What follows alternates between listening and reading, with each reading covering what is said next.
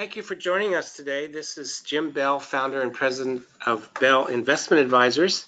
I'm joined today by my teammate, Corinne Salera Bedford. Each of us is a certified financial planner. Corinne is a valuable portfolio manager here and investment advisor and a key member of our investment committee. So Corinne's going to share her investment research expertise today. She's been part of our team now for 7 years, and I look forward to doing this with you, Corinne. Thank you very much. As do I. Thank you, Jim. If you're having, well, first of all, if you have questions or comments, please submit those in the chat box, and we will make sure to get them answered. Probably not during the this broadcast today, but we will follow up with each and every comment and question. If you're having any technical difficulty, you could put that information in the chat box as well, or call our office at the 800 number at the bottom left of your screen, 800-700-0089. So let's go ahead and get started. We could call this presentation today headlines versus fundamentals, or traders versus investors. At Bell, we're definitely long-term investors, and we pay attention to the business and economic fundamentals, which is the most important driver of the market. So Corinne's going to help us out by reviewing, what do we mean by fundamentals, or generally what are the fundamentals that the whole profession is organized around or agrees to. We're going to cover the global economic context, and you can see the rest of the information that we're going to cover. We'll talk about the Trump factor and get into the tariff situation and trade policy a bit, and we'll close with the impact of interest rates. So, Corinne, if you can start us off on the fundamentals. Great. Yes. Thanks, Jim. Happy to be here. So every month in our investment committee meetings, we review the data points that are listed here, and we make an assessment of market strength versus recessionary and bear market risks that are present. Currently, we do feel there is support in both the stock and bond markets, although of course, neither are without risk. So today we will review most of these data points, beginning with economic data. But before we do, I certainly want to echo Jim's point about investing for the long term. We know it's challenging, especially now with numerous headlines each and every day, but we encourage everyone to do their absolute best to avoid getting caught up in the market headlines and the day-to-day market volatility that certainly has been present so far in 2018, although very absent in 2017. So the economic data that we see is quite strong globally, as you can see in this chart here, which tracks the 45 largest economies, their GDP growth year by year, all of which were growing simultaneously in 2017, something that we haven't seen since 2007, excuse me. As you can see in the bars over 2008 through 2016, in each and every year, there were some economies that were contracting. In opposition to this, in 2017, all of the 45 economies were growing simultaneously. And this synchronized global growth is expected to continue both this year in 2018 as well as 2019. Here is another visual to demonstrate the widespread growth. This is based on the Manufacturing Purchasing Managers Index. And what you see here and what is commented below the title is that 28 of 32 countries that were tracked are in expansion territory. So this index looks at things like new orders, production, employment, and inventories. and an index reading over 50 indicates expansion. So now I'll turn it back over to Jim to highlight a few more data points specific to the US economy. Thanks, Corinne. And one of the things that I observe is that when all of the major economies in the world are growing, as we're seeing on these graphs, it really creates a strong compounding effect. You know, good begets good, growth begets growth, and it can be logarithmic in a sense, and that's a real important part of our context as we're talking about today in terms of fundamental information. So I'm going to focus on the U.S. economy for just a bit. One of the senior veteran Wall Street research and analysts that I've followed over my whole career is Ed Yardeni. He's president of Yardeni Research. If you follow the Wall Street Journal or other financial press, he's often quoted, and he's often a guest on the major financial shows. So he is weighing in here about the tax cuts, U.S. tax cuts that were just signed into law in December.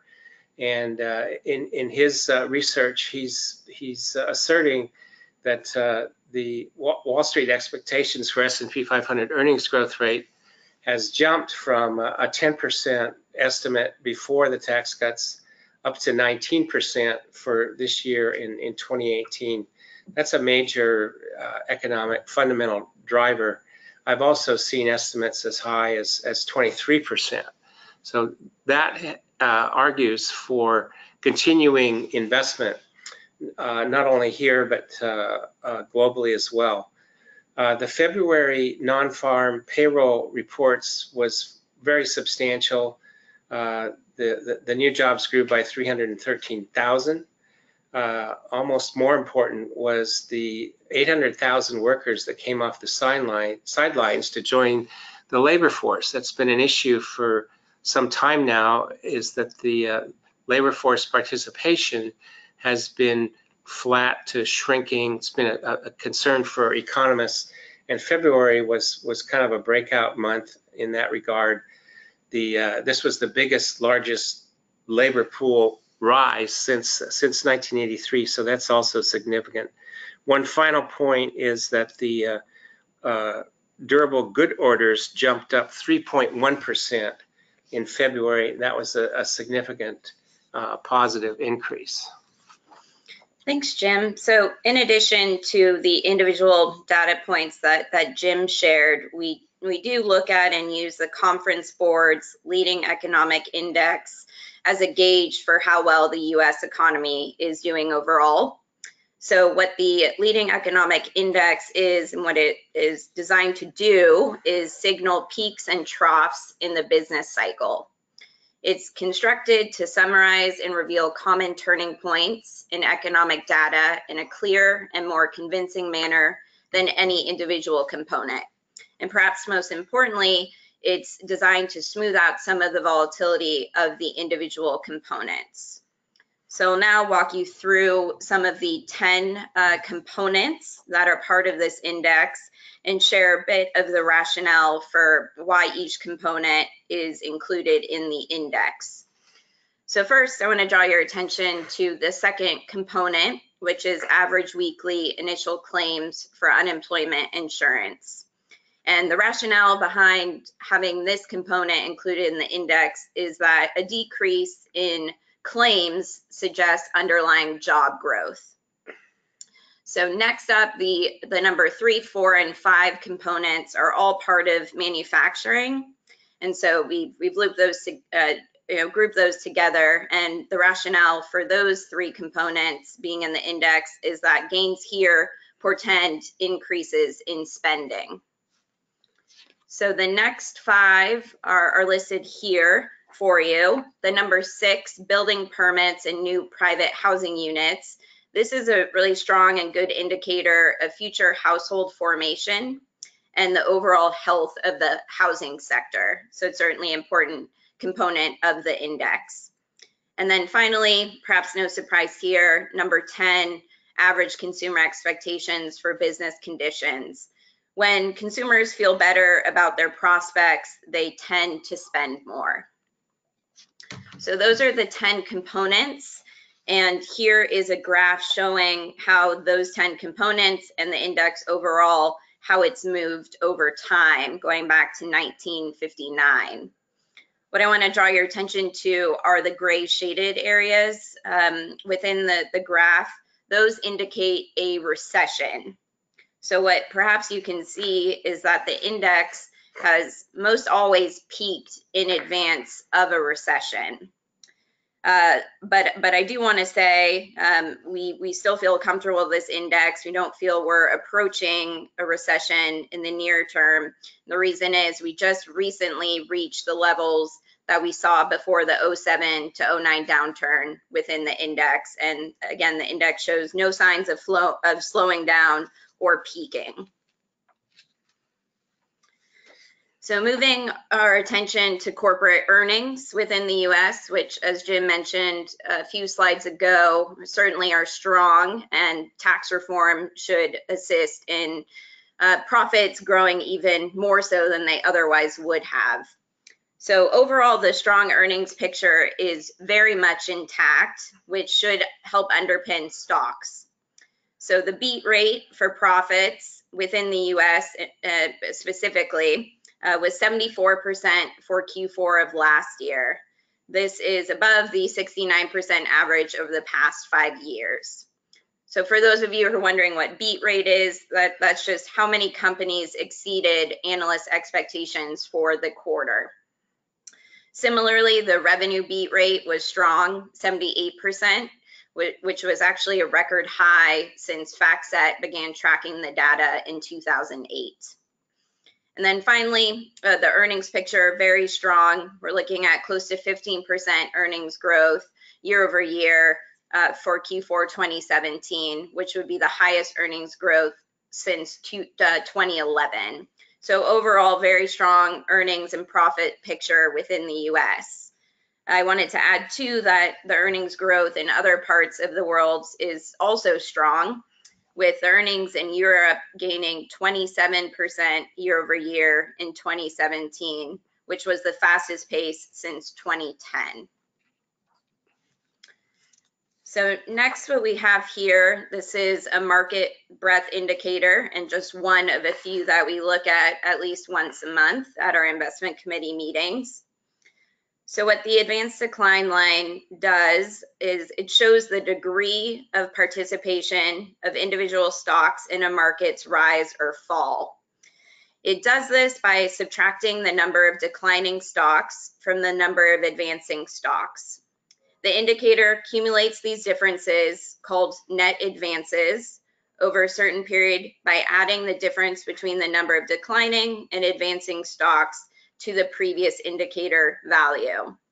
Most importantly, and the reason we look at it, is it can be used to confirm the strength of a trend, because the more stocks that participate, the stronger the overall trend, and vice versa.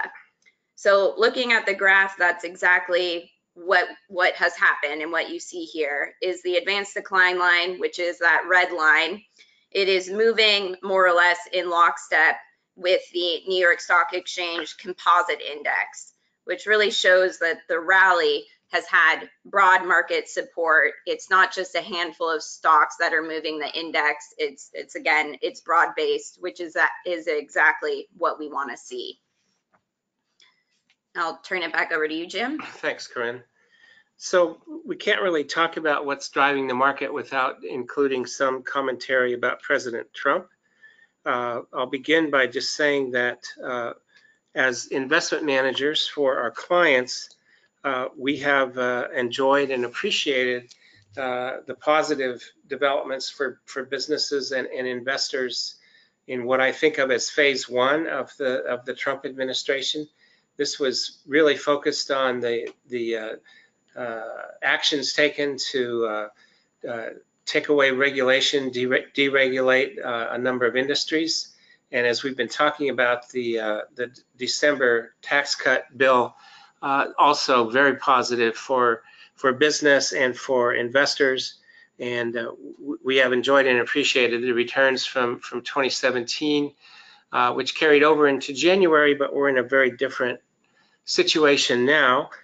So going forward, I'm thinking of it as phase 2, and unfortunately, the president has really focused on tariff threats and specific penalties, so to speak.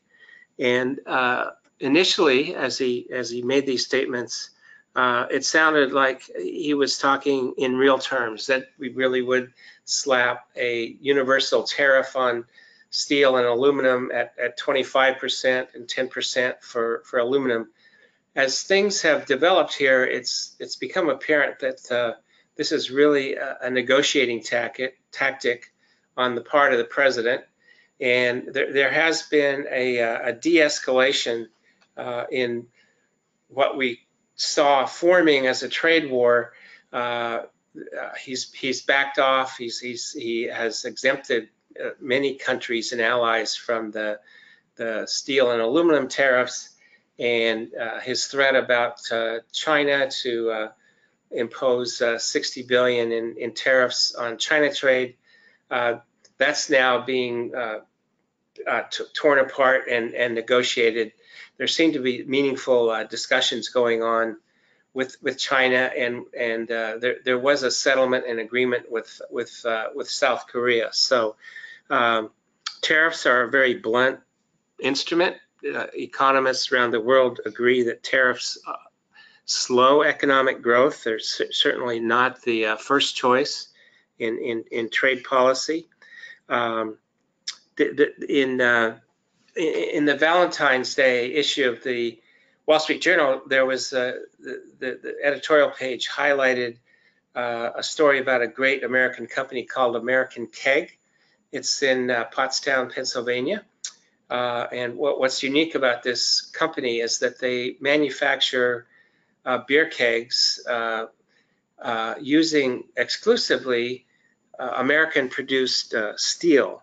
So they have I'd call it a patriotic mission, and their primary clients are craft brewers, makers of craft beer, who have a similar alignment with the values of American Keg. They like being a brand that champions and supports American workers.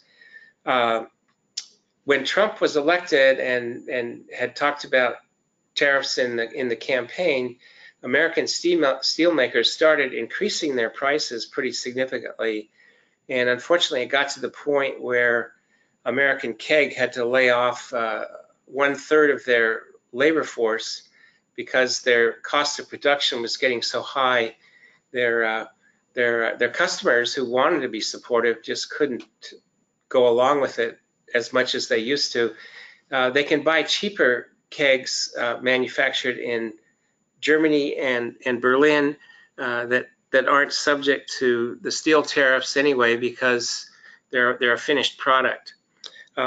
So that's just one example of how disruptive the blunt instrument, and I think as kind of careless language used by the president without an understanding of all the collateral damage and problems. Certainly, business owners need to be able to count on and plan using real data on their costs of production, and that's been very difficult in this kind of volatile period, driven by, as I said, careless language. So the big question is, in this phase 2, will Trump be constructive like he was in phase 1, or are we looking at a destructive phase? And that's to be determined, but it does have the marketplace in a lot of turmoil and volatility. So the question is, will Trump end up being more like Herbert Hoover or more like Ronald Reagan? Hoover's legacy, economic legacy, is certainly defined by the Great Depression. The mother of all tariff acts was part of American history. Hoover signed into law in 1930 the Smoot-Hawley Tariff Act, which at that time was opposed by over 1,000 U.S. economists. And Another one of my favorite authors, James Stewart, have a quote here that because of that tariff act in 1930, U.S. exports plunged by 61%. And another factor that's important is historians contend that that tariff act and its consequences also contributed to the rise of the Nazis and other fascist policies. So Trump's been talking about how it's easy to win a trade war. Almost all economists agree that that's not the case, and certainly with the Great Depression, no one won that trade war. Reagan's economic legacy, on the other hand, is the recovery and boom of the 1980s. And the significant difference between Reagan and Trump is that Reagan was a committed free trader globalist at his core, and as are almost all conservative economists. So I'll turn it back to Corinne to talk about monetary policy. Yeah, thank you, Jim. So the next 3 slides actually deal with monetary policy and our thoughts on fixed income or bond exposure. So since the financial crisis, as many of you know, central banks have expanded their balance sheets to unprecedented levels. The banks became the largest buyers of bonds and other securities as a way of increasing money supply to boost struggling economies. And of course, we now know it worked. So the 4 major central banks listed here, the European Central Bank, the Bank of Japan, the Bank of England, and then finally the US Federal Reserve. They increased securities held on their books from about 4 trillion in 2007 to about 15 trillion last year in 2017. So now with the global economy improving, some of these banks are beginning to move in the other direction, which, as we know, with the Fed beginning to shrink its balance sheet beginning last October, and the European Central Bank signaling it will begin to trim its purchases early this year. But what we do know, what they've shared with us, is that the trimming will be very gradual, and our hope is that the impact should not be felt dramatically or immediately. That said, as financial conditions tighten, no matter what, credit assets do remain vulnerable. And for that reason, we do have just limited exposure to lower credit issuances. So another thing that the Fed has at their disposal is to increase the Federal Reserve rate. And that is something they just announced last week, actually, that they would increase the target federal funds rate another 25 basis points, or 0.25%. So as the Fed continues on their path of gradually raising interest rates, certainly we have heard from many investors that they're fearful of what this will do to their bond holdings. And the view that bonds have to suffer losses when short-term rates rise, we believe, is a misconception.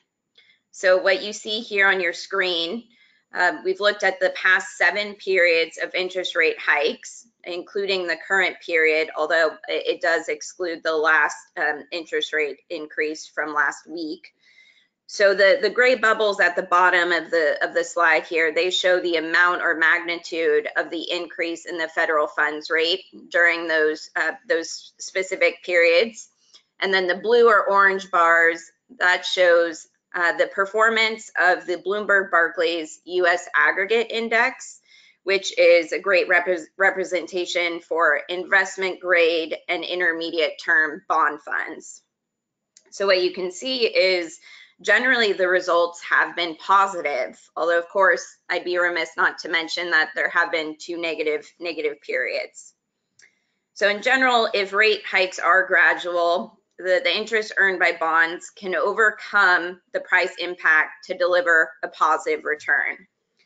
So focusing on the current period, since the Fed began on its current course of rate hikes, the index, the Bloomberg Barclays US Ag Index, that is, has gained more than 6%, even as the Fed funds target has risen by 125 and now 150 basis points.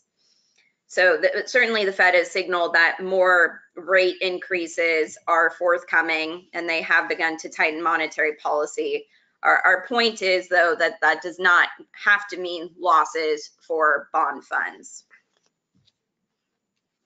So just a few final comments on fixed income, and specifically US fixed income.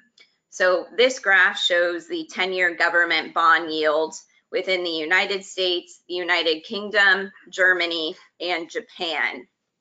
So honing in on the US, we believe a number of factors have kept yields low, such as modest economic growth, persistently low inflation, and strong demand from global investors for US bonds. And that last piece, the demand from global investors for US bonds, we do not see changing. Because despite the relatively low levels of yields with around the 3% mark or just under that, US interest rates, as shown by this chart or graph, they still remain much higher than many other developed markets. So with the higher yields in the US relative to other developed markets, we should continue to see support and demand for US treasuries, and therefore the price moves or yield moves should be tempered. So I'll turn it back over to Jim with a few concluding points here. Thanks, Corinne. So we presented the kind of details of what is meant by fundamentals, which you're probably hearing a lot about if you're paying attention to the financial press. We've emphasized how strong the economic data is for business and for the general economy, both here in the United States and abroad. Certainly, corporate earnings and profits are in a very, very solid trend and look to be increasing with the benefits of the tax cuts. Certainly, geopolitical risks remain.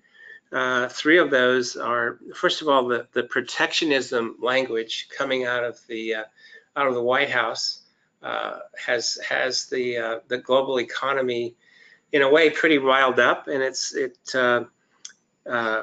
we'll see where the negotiations go. But that's been a negative influence that might be turning more moderate and positive. North Korea continues to be a threat, although they seem to be on a bit of a holiday now in terms of doing nuclear underground tests and testing missiles. They're probably developing nuclear weapons in their laboratories, which is harder for us to detect. And then there's our relationship with Russia, which is becoming much worse, not just with us, but with all of our allies. So these are things that we're keeping an eye on. As Corinne mentioned earlier, we certainly will champion the idea of investing according to your personal financial plan, and that's what we do here, is come up with a risk tolerance that's really appropriate for your life plan. Corinne mentioned the volatility that now has come back in 2018, which was really absent in 2017. And I just wanted to mention that we do have a recorded webinar on in the library on our website that we did in January. It was called "Why is the Market So Strong and What Could Go Wrong?" And in that webinar, we anticipated the volatility which we're now seeing in 2018. Market pullbacks and volatility are normal and healthy. It's not a reason to stop your investment plan and going forward with your kind of lifetime expectations for how to live a good life.